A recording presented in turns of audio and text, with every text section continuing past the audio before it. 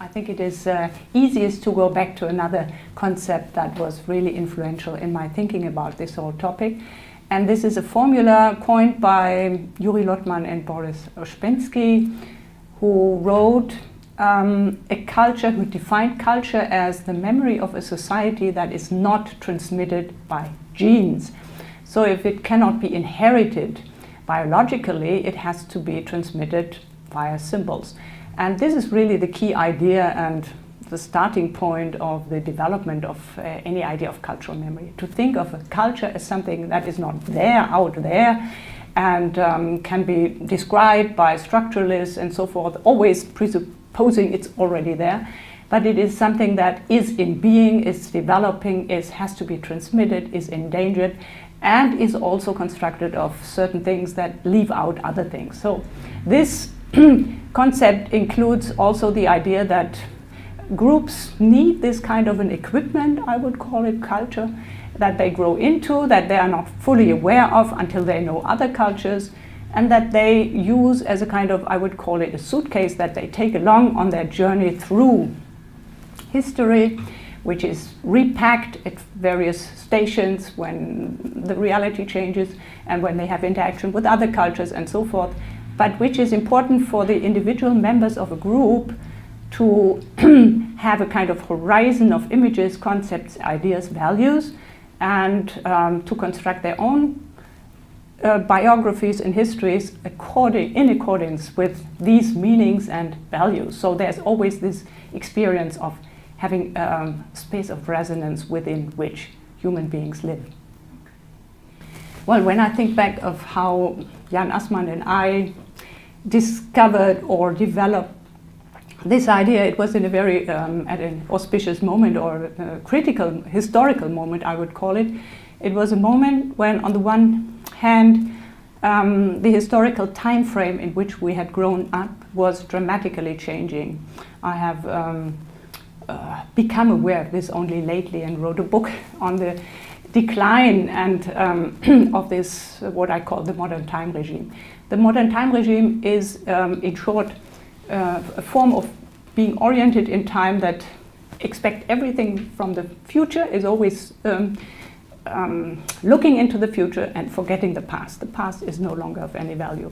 Now, this was clearly no longer the case in the 80s, when suddenly the past was coming back in a dramatic way, especially in Germany, but not only in Germany, but also in many other countries. It had to do with the 40 years of commemoration of the end of the Second World War. It had to do with the Germans entering a new European memory, getting out of their very confined German memory. And it had also to do with the debate of historians concerning the Holocaust, the evaluation of the Holocaust as an epochal moment in history, and the return of so many testimonies of Holocaust survivors. So the past was actually coming closer to us as we are getting into a longer and longer distance from it. So this was the moment when, of course, we became very aware that memory is something that is being changed, and that is also very important. It's something that is not only in the past, but also has to be taken along into the future, because this was this whole debate about this is a moment that we should no longer forget, and we have to project into the future and to transmit.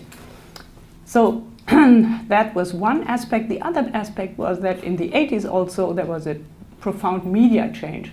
And the media change had to do with becoming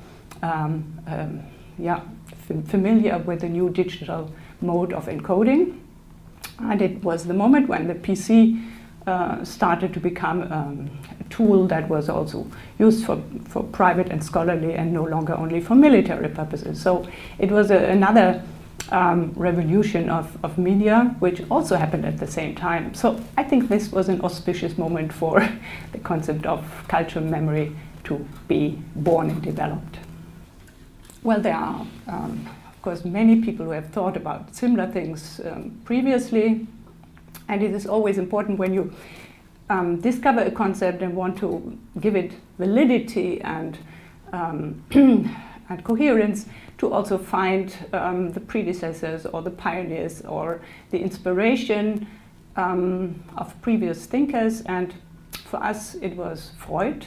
Freud was very important because he based the whole concept of memory on forgetting and repression. He didn't think highly of media and transmission and symbolic forms. He only thought about it in terms of internal psychic struggles. So he thought the best way really to remember eternally is to repress. So that was a very negative and very counterintuitive introduction to this topic. But then there was also a thinker like Maurice Halbwachs who taught us that remembering has a lot to do with being part of a group, that you do not remember to yourself, you always remember to others, and those others are the ones who have some concept of what you are remembering. So you belong to a group, and the group validates your memories, corroborates them, makes them meaningful, and as soon as you're cut off from that group, that memory is of no use anymore. So Halbwachs was important. But for me also Nietzsche was important, not only because he was also emphasizing forgetting, and therefore memory is a form of knowledge that is very confined. It's always something that is included, and there's a struggle about what has to be included and can be re-included or transformed back into memory. So it is always a struggle about a limited space. It's not the possibility of endless storage. It's always a struggle about limited space. What is really relevant for the group that is remembering? If cultural memory is something like a DNA of a society, the question then is, how is this memory being transmitted if it is not transmitted through genes? And here, of course, we have to come back to the initial idea of memory. Memory is something that is acquired within a group, so it is first of all something that has a biological, neurological basis. We have a brain, we are equipped with possibilities of storing embodied memory and experience, and we have the capacity and the necessity to talk about our own personal memories with others. But there's also this other dimension of memory, which is a tool of learning. Of course, we acquire a lot and store it in our brains as well. That has nothing to do with our personal experience, that is what we have learned. So we always have this possibility to enlarge our memory from experience to learning, and thereby sharing the knowledge of others and also the experience of others. So within a family, I would argue, we immediately learn that our first personal experiences are already contextualized, embedded within a larger group. Whatever we think was our first memory is perhaps something that we have been told so often from others, so we acquire it and appropriate it as our memory, but it is really related and dependent on others. And so the family is a kind of cosmos or context within which memories develop and are encouraged and are transmitted. But this transmission of memories is always limited in time. So you learn something from your parents, but you learn perhaps even more from your grandparents. But when they are no longer around, then there is a gap. You cannot longer reach your great-grandparents and other ancestors unless they have left something. And what they have left is very often very, very little. So this communication community is always cut off after 3 generations, which is more or less 80 to 100 years. Which we call the communicative memory. But if you want to extend this memory, and if it is the memory of a society, of course we're talking here about a long-term memory. Long-term means to cross this breach or rupture that is built into the rhythm of biological or family memory. And there you need to create carriers that will carry this memory forward or preserve it for much longer time. So when we talk of cultural memory, we speak of a time span of 3,000 years, more or less, and the idea is that there is no rupture anymore. The rupture may come because this memory is no longer usable, it will have to be dismissed and so forth. There is going to be a reconstruction, but not because the carriers expire as human beings do. So the long-term memory has to be based on something more durable, and that does not mean that we have to encode it on external carriers. We can also use human beings as carriers for long-term memory. And this is the case in oral cultures. Oral cultures are really cultures that do not only use the mouth, but also all the other senses. It's a form of embodied culture, a form in which the memory of the group, all the myths and legends, all the important information that is being transmitted is being performed in particular settings, and they have to have festive days that are repeated. So we can say we have two forms of encoding memory for a long-term time span, and that is either via repetition, which is performed memory, or via inscription, which is encoding into material carriers. But then comes, of course, a new problem, because as soon as you store memory on external carriers, you have a virtually unlimited store of information. And then there is always a crisis in memory, because as long as you can store only what you can grasp and keep in mind and perform, there's a wonderful homology between what you know and what you transmit.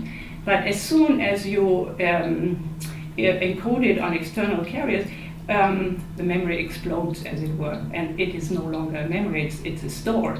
Huge storages, and we know with digital storing, the capacity for storing extends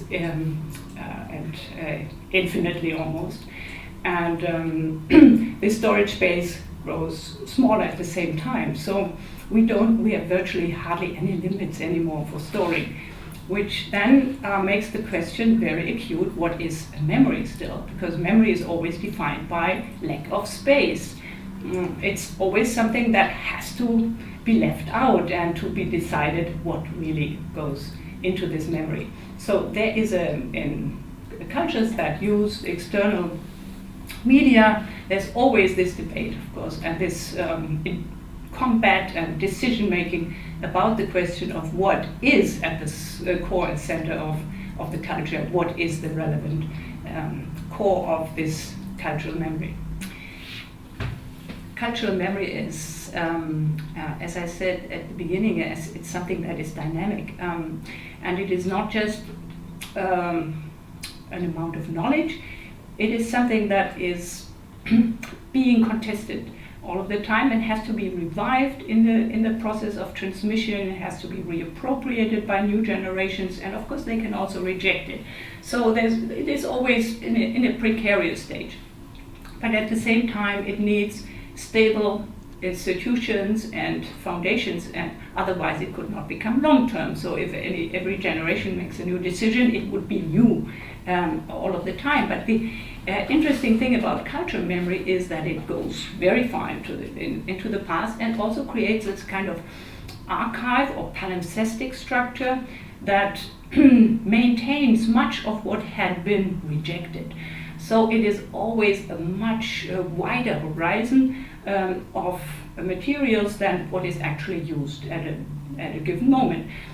So I distinguish between these two modes of cultural memory as the core, which is the canon. This is something that is being created as a kind of holy center of this cultural memory, something that everybody agrees on, and those who have made it into this pantheon, of great authors or important topics or seminal events that are being commemorated every year, or certain repetitive cycles of years.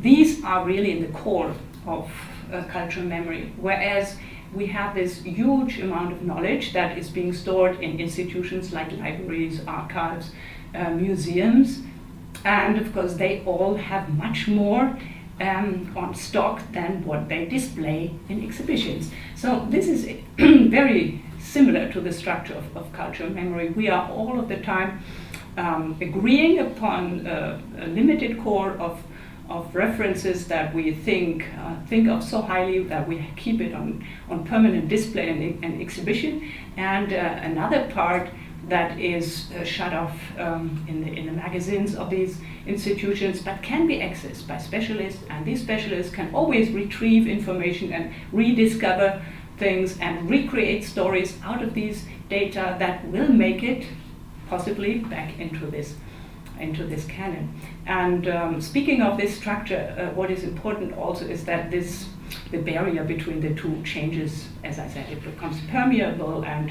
there's a dynamic exchange, because we, for instance, in the 70s, we became very conscious that of the fact that women's histories were not included, or working class histories were not included.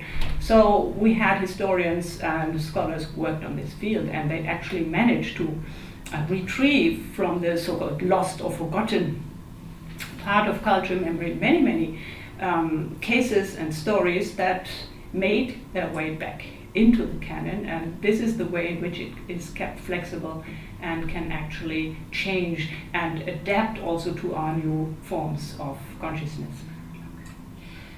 What is the criticism that was raised against the concept of cultural memory? Well, on the one hand, we can say this whole concept was a success story because it is being used by so many people without really knowing what it means. It is a buzzword, it's a plastic word, so you can use it and nobody will ask you what you mean by that. You can just use it. So that is convenient. And in this sense, it has made its way and become kind of public property.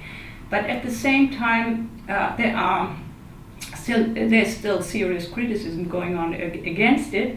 And one of the forms of criticism is really that the idea of connecting memory with the collective is false from the start. So already when Maurice Halbwachs came up with the concept of collective memory, he was really criticized by his friend Marc Bloch, the historian, who said this is a myth, this is a lie, in the sense of this is an invention of a scholar. It has no empirical evidence. But this, of course, I think has been proven in many ways that he is not talking about a solid essentialist idea of there being such a thing as a collective memory, but the whole idea about it is to de-essentialize it by asking how is it made. And this is why we direct all the attention to the media, to the question of transmission. And in a way it is really a form of de-essentializing the concept of culture. Culture as something that is, as I said, precarious, has to be made, has to be constructed, but not in this easy way of criticizing that once we see how it is constructed, then we know we have deconstructed it, it is of no worth. It is then perceived as a lie or proven to be a lie because it is constructed. This is an absurd position from my point of view, because in culture everything is constructed. And the question is not is it or is it not, because and if it is, then it must be a lie. What would be the real and or authentic or true thing that is the opponent of the construction, the other of the construction? So I think the real question is to see how humans construct and not dismiss what they construct automatically, but to create a kind of discourse that looks at how it is constructed and looks at the problems that humans created using and constructing what they do. The other criticism directed against the cultural memory has to do with making really cultural memory an equivalent to national memory.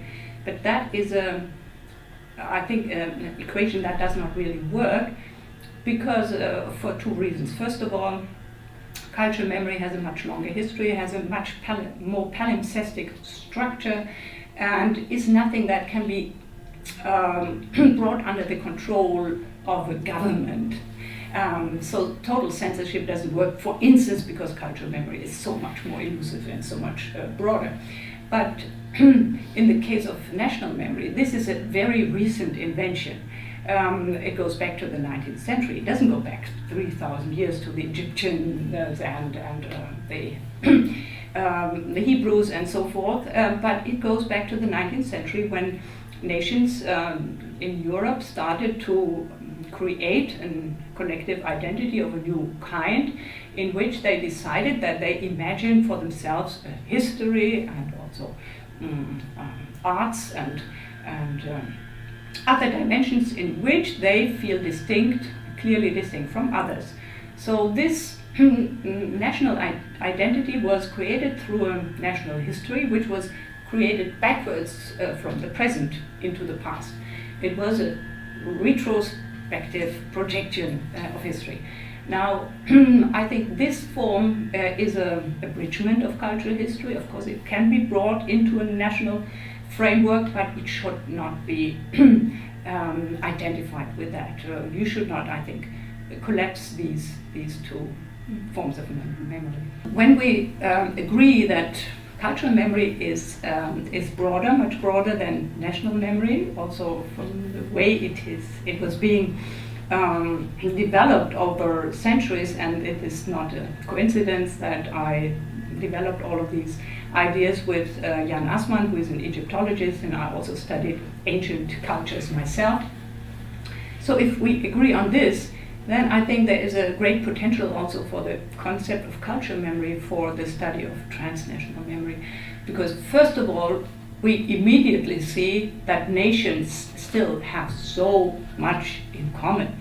Because breaking away from that commonness which they had before they became nations is still retained as a memory in their cultural memories. For instance, their religious memories went much further. So in early modern Europe, we had basically two blocks, very much like the Cold War era.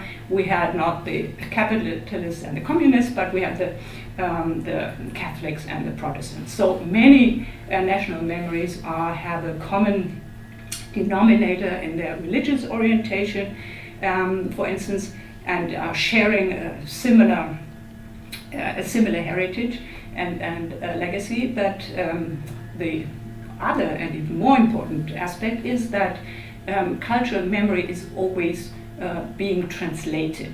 You know, culture is something that exceeds the bounds of national memory in this very possibility of being translated. National memory starts with national languages and also sanctifying national languages. But as soon as you get the distinction of the languages, you also always have translation. So by translating, you actually re-import and you reacquire and you also exchange your own cultural framework with neighbors in whom you're interested, and you import and export all of the time. So these borders get really blurry and fuzzy because the reality of translating always undermines the national borders.